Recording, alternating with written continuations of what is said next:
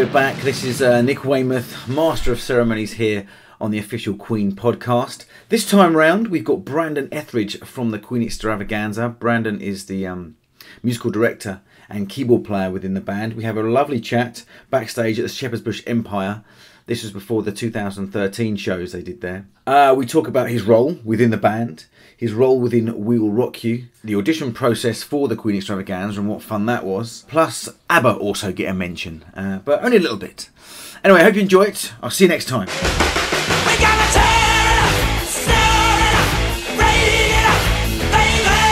Brandon, here we are, Shepherd's Bush Empire, London. You are the MD, musical director for the Queen Extravaganza. How has the UK been treating you so far?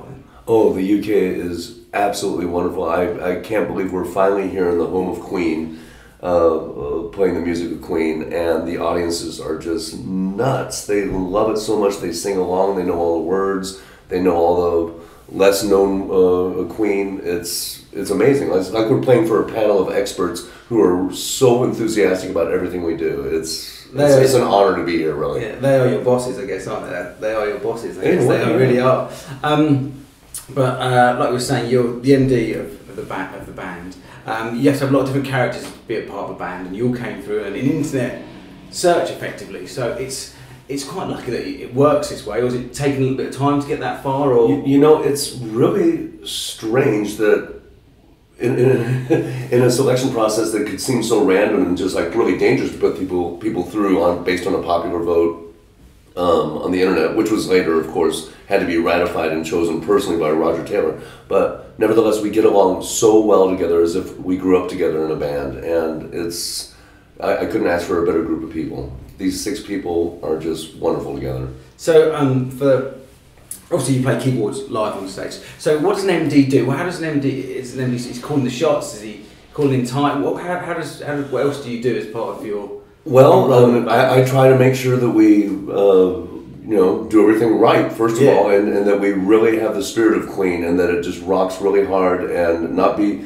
So I have to be nitpicky about all the details, but not so nitpicky that everyone just feels constrained with what they do. That everyone has to be completely free to be themselves and to play the music. And I helped with the vocal arrangements to make sure everything works with the 6 people. And you know what? We got everyone who plays an instrument. They know so much more about that instrument than I do. I'm not going to tell Tyler how to play drums. Oh my God, you heard him play drums? This is amazing. And the same with bass, and the same with a guitar. I'm basically there to make sure that the vocal arrangements work really well together, and that we as a group function really well. Well, vocal arrangement is a huge part of Queen's makeup. Oh gosh, yeah. You hear the stories of the amount of times they laid things down, and how many tracks they did, and all that sort of thing. We mentioned previously that you have a link with Queen anyway, in the sense that you've worked with We Will Rock You, haven't you? Absolutely. It's a completely different animal, but it's a lot of fun too. I mean, anything that has to do with Queen is going to be fun, right?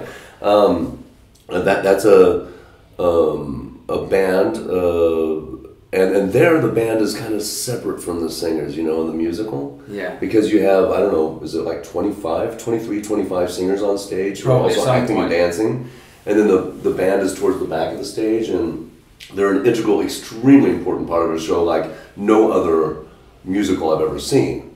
But here, everybody, the singers and the players are all one band together, and there's just the 6 of us on stage, and people come to see us specifically, and it's a really beautiful thing. So there's more structure in the musical than there's obviously the show, isn't there? Yeah. Things must happen spontaneously on stage, and you've got your set list here, haven't you? But of course, with the musical, there's a story to be followed, and it's similar every night, isn't it? So. Oh, it is, and the people on stage have to really look out where they're stepping, because they're going to step on someone else and really break an ankle or something. Because you have all these people dancing and singing on stage, but we're a rock band. We run around like just berserk any way we want to.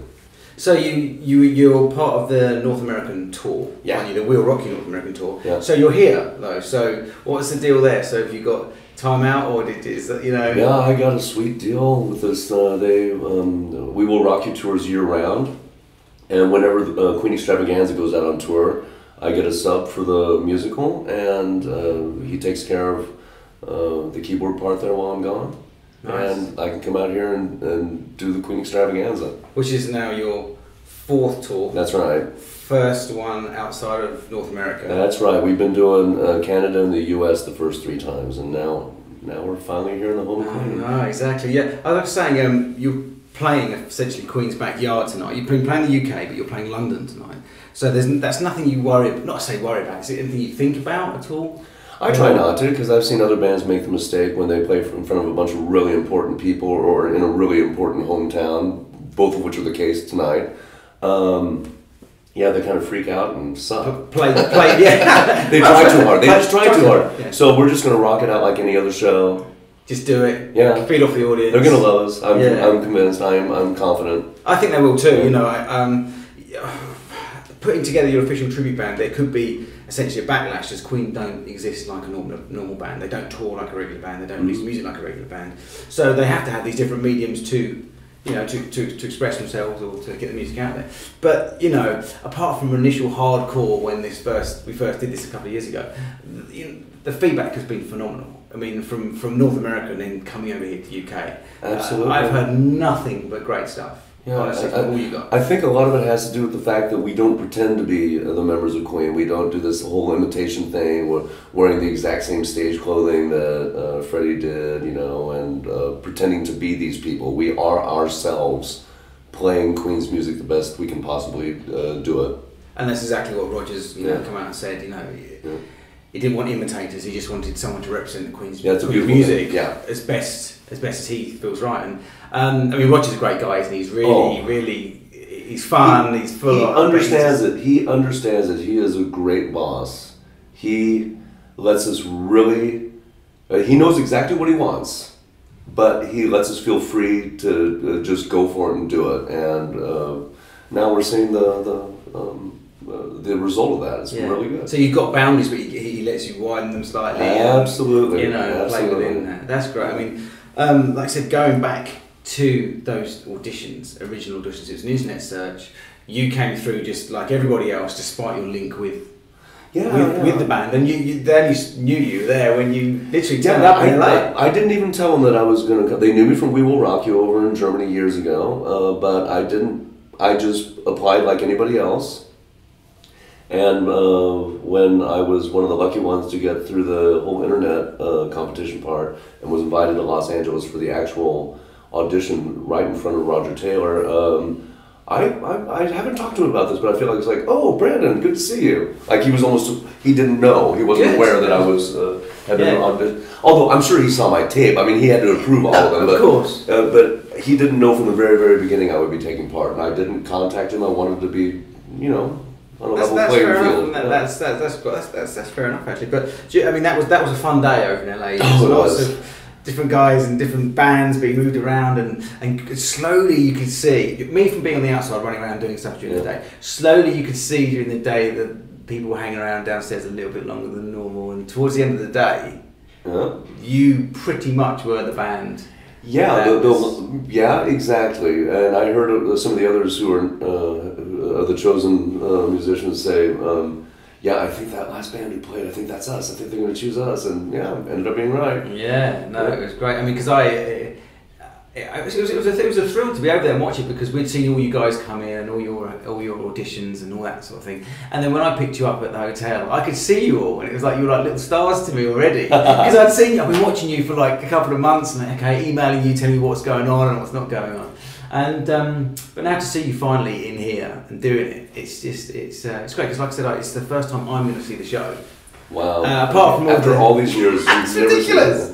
I know. I mean, I've sat there and overseen edited clips of you guys. We sent a crew over to see you in Canada earlier in the year. Yeah. They were all my questions. I was supposed to go originally as well, but I didn't end up going. So no, I absolutely can't wait, and I'm going just as a regular guy. Yeah, I can't wait to hear what you have to say after the show. You know, I mean, I know the set list and all that sort of thing, and I've seen it all online, but it makes no difference. This is a great venue, one of my favourite venues in London. This is going to sound a lot better than your computer speakers. I do hope so.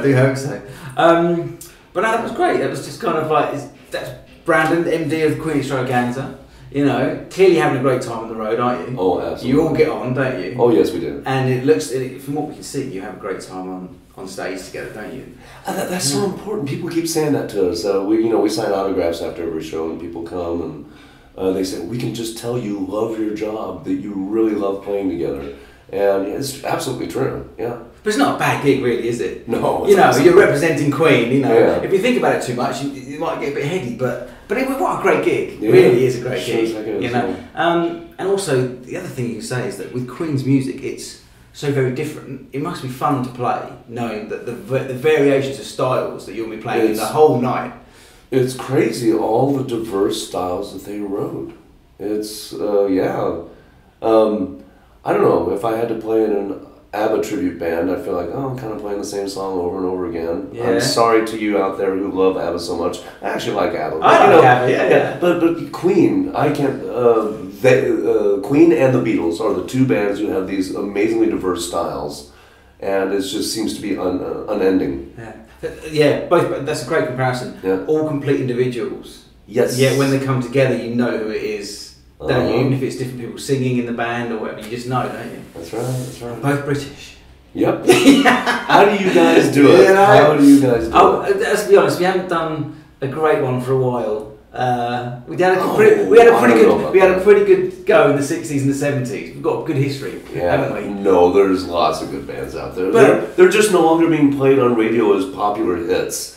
You have to delve deeper into the internet to find your music. But it's what I was really trying to say is it's harder for bands to make that leap. They're not given the chance as much anymore, are they? That's the thing, you know. So they're not given 2-3 records to make one record and it doesn't work. That's right. You know, it's a shame.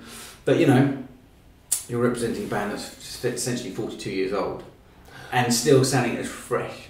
Absolutely. And clean. I can't believe when I see teenagers knowing every single word of Queen. Man, I wish my parents would have exposed me to such good music. Well, that sums up everything perfectly there. But you know, some of these kids, when I talk to them, they say, "No, I didn't get it from my parents. I just from other friends." You know, it's wow. But you know, it's one of those Queen are also one of those bands where sometimes you grow up and you don't even know who that band is. That's how I found it with the Beatles. It's one of those bands where you seem to know stuff, you absorb stuff without even sometimes knowing who they were. Oh, was that Queen as well? Or that was the Beatles as well? You know, I think I was about in my late 20s before I realized that Fat Bottom Girls is from Queen. I thought it was a country rock group, and I mean, now that I hear it, it's like, how could I have mistaken Freddie's voice for any other voice in the world? But yeah.